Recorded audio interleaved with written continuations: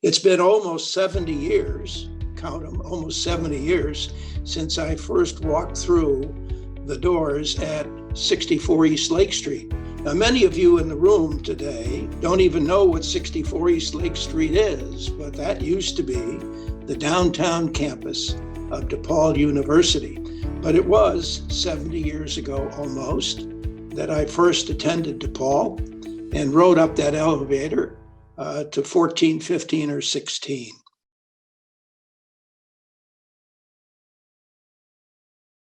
I was the first in my family to go to college.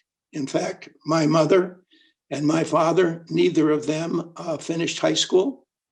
I was raised on the southeast side of Chicago in steel mill country. Back in those days, there were three major mills. There was U.S. Steel, there was Republic, and there was Wisconsin Steel. And I worked at Wisconsin Steel.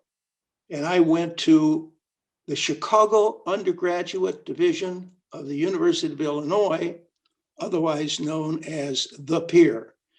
Now, the young folks on this Zoom program don't remember the Pier, but it was the University of Illinois, and it was the first 2 years of education. That was the Pier. And I went there for 2 years. And when I went there, I worked at Wisconsin Steel, and I did 11 to 7 and 3 to 7. So I worked the night shift, that's 11 to 7. And then at 7 o'clock, I went to school. And when I got out of school at 1, I had an accounting job. So I went to the accounting job at 1 o'clock, and I worked till 5. And then I went home. My mother gave me something to eat, or I grabbed a sandwich or something, laid on the front room carpet, and got up at 10:30 and went to my 11 o'clock shift.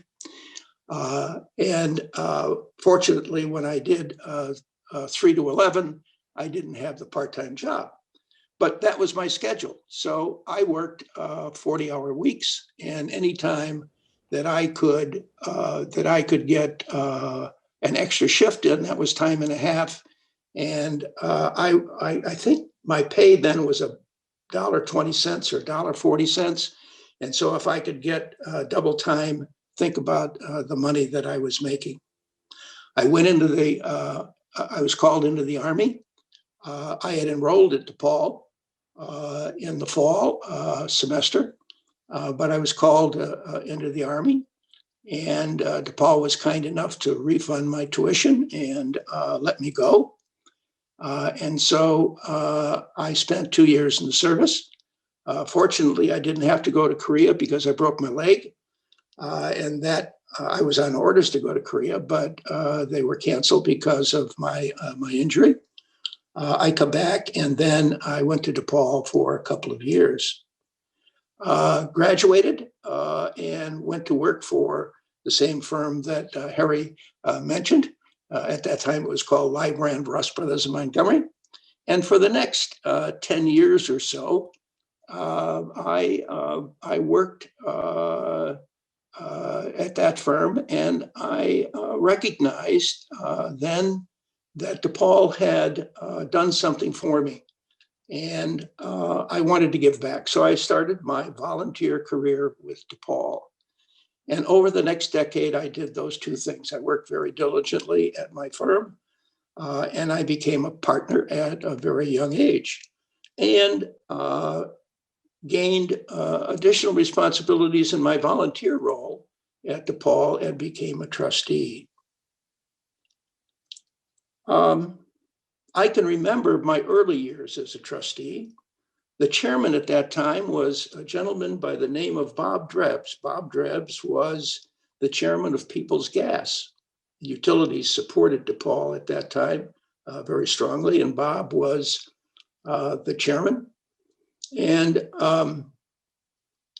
he asked that I, as a very young trustee, I was the youngest trustee at that time, and I was the newest trustee, of course, that I take on the role of fundraising from trustees. And that was quite an experience because our endowment at that time was about $1 million. So we were not very wealthy indeed. And trustees at the time were not very big givers. So it was a unique experience. That reminds me, by the way, I know that Jack Greenberg is in the Zoom audience, and I had the privilege when Jack became a trustee. And by the way, Jack, I'm not sure that you know this, but I did recommend you for the board. That was a number of years ago. But I also was a person who solicited your first gift. I remember what the amount was. I won't disclose it at this time, but I do remember it. And Jack has had a significant challenge or two because Jack faced the enviable task of dealing with a prior president of ours who had a love of tigers. And Jack, you will remember that president, won't you? But let me get back, Jack, to Harry for a moment. As the partner in charge of my firm, I paid a lot of attention to recruiting, probably more than any other partner in charge in the Chicago environment. And I paid a lot of attention to my competition. I tried to know exactly what they were doing. But I think that I spent more time on the recruiting trail than any other managing partner. Many a night I would come home from a beer party in Champaign or Madison or South Bend late at night, having attended some recruiting event.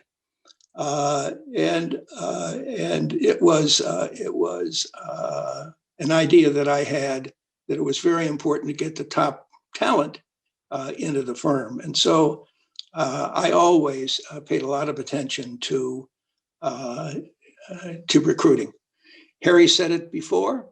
I thought that DePaul grads were tough. I thought that they were ready to go. They hit the street. They were ready to work effectively. And so they always represented the most significant number of people that we hired annually. Somewhere between 20 and 30 people annually were DePaul grads that we brought on board.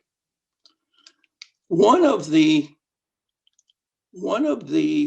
unintended consequences of that practice that I had was I got to know the deans of all of the Midwest schools very well. And one of those deans was Brother Leo Ryan. Some of you remember Brother Leo. He became the dean of the DePaul Business School. As a matter of fact, I had quite a deal to do with bringing Brother Leo to DePaul.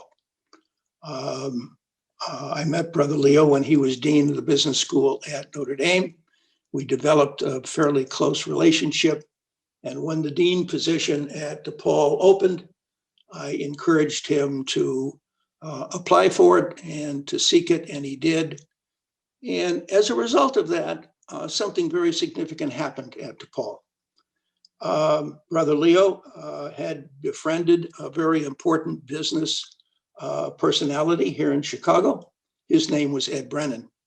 And I don't know if John's on this Zoom broadcast or not, but he had to step off. But we'll make sure he sees this. But Ed, of course, he was chairman of Sears, which at the time was the largest corporation in the world. And between Brother Leo and myself, we got Ed Brennan to join the DePaul board, notwithstanding the fact that he was a Marquette grad and had allegiances to Marquette that were fairly strong, but we got him to commit to DePaul. And because Ed came on board with DePaul, he was able to attract other major corporate executives to join the board. And so the The board at DePaul improved in stature significantly. It's difficult to understand the consequences, the outcomes that prevailed because of these situations occurring. You can't always understand what takes place because of a single thing happening. But Ed's coming on board as a trustee probably was the single most important thing that happened to DePaul in my career, at least. And I've been at DePaul for a number of years. It truly was important. I was privileged to serve in the Richard M. Daley administration. I was both city clerk and director of revenue for Mayor Daley. And at the time, there was a person who did something that was rather unique. And I think she probably is on this call, Mary Dempsey. It's another example of a person who, because of her own beliefs, created something that was special. She drove the library system of Chicago out of the downtown and into the neighborhoods and built multiple new libraries. So people in the neighborhoods had access to those libraries. And it became, the Chicago library system under her leadership became the envy of every major city in the United States. As a matter of fact, it was the best library system of any. And it was because of what Mary did. So these things are possible, and it is just incredible that we can accomplish these things. Maybe not knowing what the outcomes are totally, but we know that they're positive. Well, enough about Ernie. I think I would like to spend a moment or two just on the mission of this committee. And I think I'm comfortable in talking about the mission because I have been a past chair of 2 capital campaigns for DePaul. I have served as the campaign chair of annual fundraising campaigns and capital campaigns for other organizations. I've been the chairman of the United Way of Chicago for 3 or more years. I know a lot about fundraising. It's in my blood. So there is a formula. And I want to come back to the word that I started with initially when I began my remarks, and that word is passion. In all of the names that have been mentioned, in all of the experiences that you all may have had, the success stories that you've seen, the people who have been involved in those success stories, some of whom are on this call, some of whom I've mentioned, all have one thing in common. In order to achieve what they achieved, they had passion. They had passion for their work. They had passion for their ideals. They had passion for what they wanted to accomplish. So the same is true in fundraising. It's no different. People must have a passion. So if DePaul has something to offer to the community, if through the efforts that are generated by the faculty and by the students, by the whole community, including trustees, can benefit not only the city of Chicago, not only the state of Illinois, not only the United States of America, but literally the world, then to fundraise for DePaul, you must have passion. Passion is critical. And so if we believe that the goodness will rise out of the efforts of the DePaul family, then we should be passionate about it. And then, of course, after passion comes technique. And the one thing about technique I think that is important is teamwork. And the willingness to ask. I have found over many, many, many years that the biggest hurdle is asking. If you ask, you can only receive. There is nothing like asking. So, in a final word, I would suggest passion, because it should fill each of our hearts that we're doing the right thing. Be on a team effort, always the team, and never fear to ask anybody for a gift for DePaul. Thank you for having me.